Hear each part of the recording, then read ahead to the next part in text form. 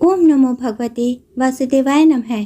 आप सुन रहे हैं विष्णु पुराण के अंतर्गत पंचमंश। पंचमंश में कुल अध्यायों की संख्या 38 है, जिसमें से हम आपके लिए 11 अध्यायों का वर्णन पहले ही कर चुके हैं। आज शुरू करेंगे 12वें अध्याय के साथ। शुरुआत करने से पहले आप सभी से एक छोटा सा अनुरोध है कि यदि आप वीडियो को देखना प्रारंभ कर रहे हैं तो अंत तक अवश्य ही देखिएगा, क्योंकि भगवान की कथा को पूरा सुनने से ही उसका पूर्ण फल प्राप्त होता है। आधी अधूरी कथा सुनने से उसका फल हमें प्राप्त नहीं होता। और फिर ये तो कृष्ण कन्हैया आपके कान्हा की अवतरण की कथा है, तो आप इसे अवश्य ही सुनिए। श्री पाराशर जी बोले, इस प्रकार गोवर्धन पर्वत का धारण और गोकुल की रक्षा हो जाने पर देवराज इंद्र को श्री कृष्णचंद्र का दर्शन करने की इच्छा हुई। अतः शत्रुजित देवराज गजराज ऐरावत पर चढ़कर गोवर्धन पर्वत पर आए और वहां संपूर्ण जगत के रक्षक गोप वेशधारी महाबलवान श्री कृष्णचंद्र को ग्वाल बालों के साथ गौवें चराते देखा। हे द्विज, उन्होंने यह भी देखा कि पक्षीराज गरुड़ अदृश्य भाव से उनके ऊपर रहकर अपने पंखों से उनकी छाया कर रहे हैं। तब वे ऐरावत से उतर पड़े और एकांत में श्री मधुसूदन की ओर प्रीतिपूर्वक दृष्टि फैलाते हुए मुस्कुराकर बोले। इंद्र ने कहा, हे श्री कृष्णचंद्र, मैं जिसलिए आपके पास आया हूँ वह सुनिए। हे महाबाहो, आप इसे अन्यथा न समझें। हे अखिल धार परमेश्वर, आपने पृथ्वी का भार उतारने के लिए ही पृथ्वी पर अवतार लिया है। यज्ञ भंग से विरोध मानकर ही मैंने गोकुल को नष्ट करने के लिए महामेघा को आज्ञा दी थी। उन्होंने यह संहार मचाया था, किंतु आपने पर्वत को उखाड़कर गौओं को बचा लिया। हे वीर, आपके इस अद्भुत कर्म से मैं अति प्रसन्न हूँ। हे कृष्ण, आपने जो अपने एक हाथ पर गोवर्धन धारण किया है, इससे मैं देवताओं का प्रयोजन सिद्ध हुआ ही समझता हूँ। गौवंश की रक्षा द्वारा आपसे रक्षित कामधेनु आदि गौवों से प्रेरित होकर ही मैं आपका विशेष सत्कार करने के लिए यहाँ आपके पास आया हूँ। हे कृष्ण, अब मैं गौवों के वाक्यानुसार ही आपका उपेंद्र पद पर अभिषेक करूँगा, तथा आप गौओं के इंद्र हैं, इसलिए आपका नाम गोविंद भी होगा। श्री पाराशर जी बोले, तदंतर इंद्र ने अपने वाहन गजराज ऐरावत का घंटा लिया और उसमें पवित्र जल भरकर उससे कृष्णचंद्र का अभिषेक किया। श्री कृष्णचंद्र का अभिषेक होते समय गौवे ने तुरंत ही अपने स्तनों से टपकते हुए दुग्ध से पृथ्वी को भिगो दिया। इस प्रकार गौओं के कथनानुसार श्री जनार्दन को उपेंद्र पद पर अभिषिक्त कर सचिपति इंद्र ने पुनः प्रीति और विनय पूर्वक कहा, हे महाभाग, यह तो मैंने गौओं का वचन पूरा किया। अब पृथ्वी के भार उतारने की इच्छा से मैं आपसे जो कुछ और निवेदन करता हूँ वह भी सुनिए। हे पृथ्वीधर, हे पुरुष सिंह, अर्जुन नामक मेरे अंश ने पृथ्वी पर अवतार लिया है। आप कृपा करके उसकी सर्वदा रक्षा करें। हे मधुसूदन, वह वीर पृथ्वी का भार उतारने में आपका साथ देगा, अतः आप उसकी अपने शरीर के समान ही रक्षा करें। श्री भगवान बोले, भरतवंश में प्रथा के पुत्र अर्जुन ने तुम्हारे अंश से अवतार लिया है, यह मैं जानता हूँ। मैं जब तक पृथ्वी पर रहूंगा उसकी रक्षा करूंगा। हे शत्रुसूदन देवेंद्र, जब तक महतल पर मैं रहूंगा तब तक अर्जुन को युद्ध में कोई भी न जीत सकेगा। हे देवेंद्र, विशाल भुजाओं वाला कंस नामक दैत्य, अरिष्टासुर, केशी, कुवलयापीड़ और नरकासुर आदि दैत्यों का नाश होने पर यहाँ महाभारत युद्ध होगा। हे देवराज इंद्र, उसी समय पृथ्वी का भार उतरा हुआ समझना। अब तुम प्रसन्नता पूर्वक वापस जाओ। अपने पुत्र अर्जुन के लिए तुम किसी प्रकार की चिंता मत करो। मेरे रहते हुए अर्जुन का कोई भी शत्रु सफल न हो सकेगा। अर्जुन के लिए ही मैं महाभारत के अंत में युधिष्ठिर आदि समस्त पांडवों को अक्षत शरीर से कुंती को प्रदान करूंगा। श्री पाराशर जी बोले, कृष्णचंद्र के ऐसा कहने पर देवराज इंद्र उनका आलिंगन कर ऐरावत हाथी पर आरूढ़ हो स्वर्ग को चले गए। तदंतर कृष्णचंद्र भी गोपियों के दृष्टिपात से पवित्र हुए मार्ग द्वारा गोप कुमारों और गौओं के साथ ब्रज को लौट आए। इति श्री विष्णु पुराणे पंचमेश द्वादशो अध्याय। ओम नमो भगवते वासुदेवाय नमः। 13वां अध्याय। श्री पाराशर जी बोले, इंद्र के चले जाने पर निर्दोष कर्म करने वाले श्री कृष्णचंद्र को गोवर्धन पर्वत धारण करते देख गोपगण उनसे प्रीतिपूर्वक बोले, हे भगवान, हे महाभाग, आपने गिरिराज को धारण कर हमारी और गौओं की इस महान भय से रक्षा की है। हे तात, कहाँ आपकी यह अनुपम बाल लीला, कहाँ निंदित गोप जाति और कहाँ ये दिव्य कर्म, यह सब क्या है? कृपया हमें बतलाइए। आपने यमुना जी में कालिया नाग का दमन किया, धेनुकासुर को मारा और फिर यह गोवर्धन पर्वत धारण किया। आपके इन अद्भुत कर्मों से हमारे चित्त में बड़ी शंका हो रही है। हे अमित विक्रम, हम भगवान हरि के चरणों की शपथ करके आपसे सच सच कहते हैं कि आपके ऐसे बलवीर्य को देखकर हम आपको मनुष्य नहीं मान सकते। हे केशव, स्त्री और बालकों के सहित सभी ब्रजवासियों की आप पर अत्यंत प्रीति है। आपका यह कर्म तो देवताओं के लिए भी दुष्कर है।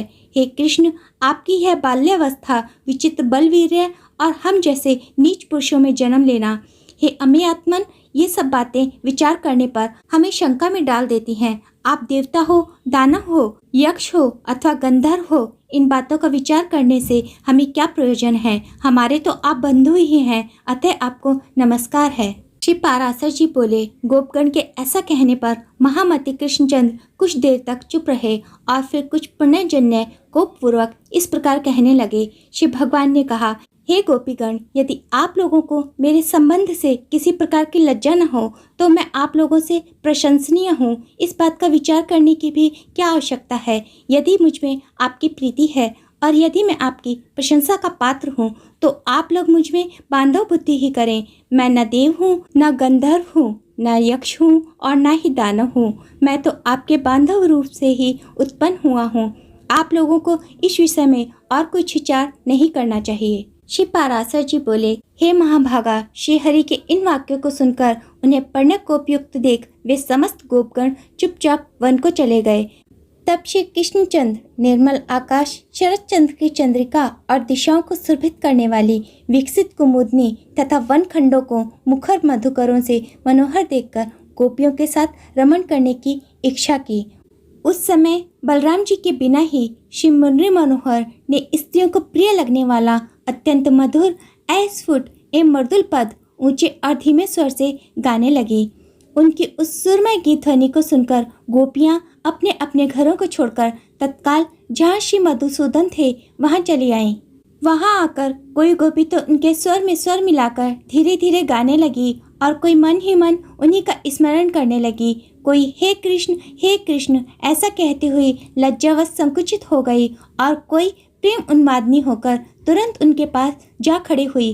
कोई गोपी बाहर गुरुजनों को देखकर अपने घर में ही रहकर आंख मूंदकर तन्मय भाव से श्री गोविंद का ध्यान करने लगी तथा कोई गोप कुमारी जगत के कारण परम ब्रह्म स्वरूप श्री कृष्णचंद्र का चिंतन करते करते प्राणपान के रुक जाने से मुक्त हो गई, क्योंकि भगवतनाथ के विमल आह्लाद से उसकी समस्त पुण्य राशि छीन हो गई और भगवान की अप्राप्ति के महान दुख से उसके समस्त पाप लीन हो गए थे। गोपियों से घिरे हुए रास आरंभ रूप रस के लिए उत्कंठित श्री गोविंद ने उस शरद चंद्र सुशोभिता रात्रि को रास करके सम्मानित किया। उस समय भगवान कृष्ण के अन्यत्र चले जाने पर कृष्ण चेष्टा के अधीन हुई गोपियां समूह बनाकर वृंदावन के भीतर विचरने लगी। कृष्ण के निबद्ध चित हुई वे गोपियां परस्पर इस प्रकार वार्तालाप करने लगी। उनमें से एक गोपी बोली, मैं ही कृष्ण हूँ, देखो कैसी सुंदर चाल से चलता हूँ, तनिक मेरी गति तो देखो। दूसरी कहने लगी, कृष्ण तो मैं हूँ, मेरा गाना तो सुनो। कोई अन्य गोपी भुजाएं ठोककर बोल उठी, अरे दुष्ट कालिया, मैं कृष्ण हूँ, तनिक ठहर। तो ऐसा कहकर वह कृष्ण के सारी चरित्रों का लीला पूर्वक अनुकरण करने लगती। किसी और गोपी ने कहा, अरे गोपगण, मैंने गोवर्धन धारण कर लिया है, तुम वर्षा से मत डरो, निशंक होकर इसके नीचे आकर बैठ जाओ। कोई दूसरी गोपी कृष्ण लीलाओं का अनुकरण करती हुई कहने लगी, मैंने धेनुकासुर को मार दिया है, अब यहाँ गौवें स्वच्छंद होकर विचरण करें। इस प्रकार समस्त गोपियां श्री कृष्णचंद्र की नाना प्रकार की चेष्टाओं में व्यग्र होकर साथ साथ अति सुरमय वृंदावन में विचरने लगी। खिले हुए कमल जैसे नेत्रों वाले एक सुंदरी गोपांगना सर्वांग में पुलकित हो पृथ्वी की ओर देखकर कहने लगी, अरे आली, ये लीला ललित गामी कृष्णचंद्र के ध्वजा, वज्र, अंकुश और कमल आदि की रेखाओं से सुशोभित पद चिन्ह तो देखो, और देखो उसके साथ कोई पुण्यवती मदमाती युवती भी गई है। उसके ये घने छोटे छोटे और पतले चरण चिन्ह दिखाई दे रहे हैं। यहाँ निश्चय ही दामोदर ने ऊंचे होकर पुष्प चयन किया है। इसी से यहाँ उन महात्मा के चरणों के केवल अग्रभाग ही अंकित हुए हैं। यहाँ बैठकर उन्होंने निश्चय ही किसी बड़भाग्नि का पुष्पों से श्रृंगार किया है। अवश्य ही उसने अपने पूर्व जन्म में सर्वात्मा श्री विष्णु भगवान की उपासना की होगी। और यह देखो, पुष्पबंधन के सम्मान से गर्विता होकर उसके मना करने पर भी श्री नंद नंदन उसे छोड़कर इस मार्ग से चले गए हैं। अरे सखियों, देखो यहाँ कोई नितंब भार के कारण मंदगामिनी गोपी कृष्णचंद के पीछे पीछे गई है। वह अपने गंतव्य स्थान को तीव्र गति से गई है। इसी से उसके चरण चिन्हों के अग्रभाग कुछ नीचे दिखाई देते हैं। यहाँ वह सखी उनके हाथ में अपना पानी पल्लव देकर चली गई है। इसी से उसके चरण चिन्ह पराधीन से दिखलाई देते हैं। देखो, यहाँ से उस मंदगामिनी के निराश होकर लौटने के चरण चिन्ह दिख रहे हैं। मालूम होता है उस धूर्त ने केवल एक स्पर्श करके उसका अपमान किया है। यहाँ कृष्ण ने अवश्य उस गोपी से कहा है कि तू यहीं बैठ, मैं शीघ्र ही जाता हूँ। इस वन में रहने वाले राक्षस को मारकर पुनः तेरे पास लौट आऊंगा। इसलिए यहाँ उनके चरणों के चिन्ह शीघ्र गति के दिखाई दे रहे हैं। यहाँ श्री कृष्णचंद गहन वन में चले गए हैं। इसी से उनके चरण चिन्ह दिखलाई नहीं देते।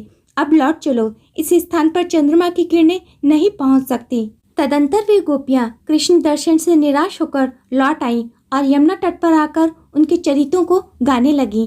तब गोपियों ने प्रसन्न मुखारविंद त्रिभुवन रक्षक अकलिष्ट कर्मा श्री कृष्णचंद्र को वहां आते देखा। उस समय कोई गोपी तो श्री गोविंद को आते देखकर अति हर्षित हो केवल कृष्ण कृष्ण कृष्ण इतना ही कहती रह गई और कुछ न बोल सकी। कोई गोपी प्रणय कोपवश अपनी भूभृंगी से ललाट से कोरकर श्रीहरि को देखते हुए अपने नेत्र रूप भ्रमणों द्वारा उनके मुख कमल का मकरंद पान करने लगी। कोई गोपी गोविंद को देख नेत्र मूंद कर उन्हीं के रूप का ध्यान करती हुई योग रूढ़ सी भाषित होने लगी। तब श्री माधव किसी से प्रिय भाषण करके, किसी की और भूभृंगी से देखकर और किसी का हाथ पकड़कर उन्हें मनाने लगे। फिर उदार चित्त श्रीहरि ने उन प्रसन्नचित गोपियों के साथ रास मंडल बनाकर आदर पूर्वक रमण किया। किंतु उस समय कोई भी गोपी कृष्णचंद्र के सानिध्य को नहीं छोड़ना चाहती थी। इसलिए एक ही स्थान पर स्थिर रहने के कारण रासोचित मंडल न बन सका। तब उन गोपियों में से एक का हाथ पकड़कर श्रीहरि ने रास मंडल की रचना की। उस समय उनके स्पर्श से प्रत्येक गोपी की आंखें आनंद से मुंद जाती थी। तदंतर रास क्रीड़ा आरंभ हुई।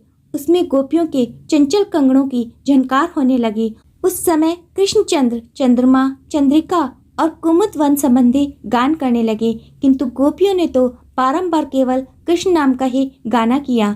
फिर एक गोपी ने नृत्य करते करते थककर चंचल कंगन की झनकार करती हुई अपनी बाहुलता श्री मधुसूदन के गले में डाल दी।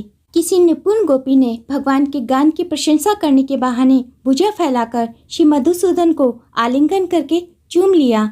श्री हरि की भुजाएं गोपियों के कपोलों का चुम्बन पाकर उन कपोलों में पुलकावली रूप धान्य की उत्पत्ति के लिए स्वेद रूप जल के मेघ बन गई। कृष्णचंद जितने उच्च स्वर से रासोचित गान गाते थे, उससे दूने शब्द से गोपियां धन्य कृष्ण की ही ध्वनि लगा रही थीं। भगवान के आगे जाने पर गोपियां उनके पीछे जाती और लौटने पर सामने चलती। इस प्रकार वे अनुलोम और प्रतिलोम गति से श्री हरि का साथ देती थी। श्री मधुसूदन भी गोपियों के साथ इस प्रकार रास क्रीड़ा कर रहे थे कि उनके बिना एक क्षण भी गोपियों को करोड़ों वर्षों के समान बीतता था। वे रास रसिक गोपांगनाएं पति, माता पिता और भ्राता आदि के रोकने पर भी रात्रि में श्री श्याम सुंदर के साथ विहार करती थी। शत्रुहंता अमेयात्मा श्री मधुसूदन भी अपनी किशोरावस्था का मान करते हुए रात्रि के समय उनके साथ रमण करते थे।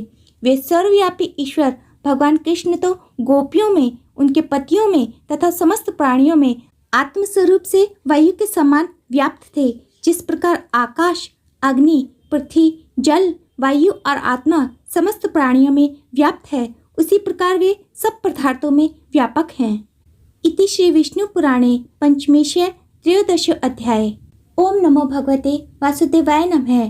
भगवान श्री हरि आपकी सभी मनोकामनाओं को पूरा करें, हम ऐसी कामना करते हैं।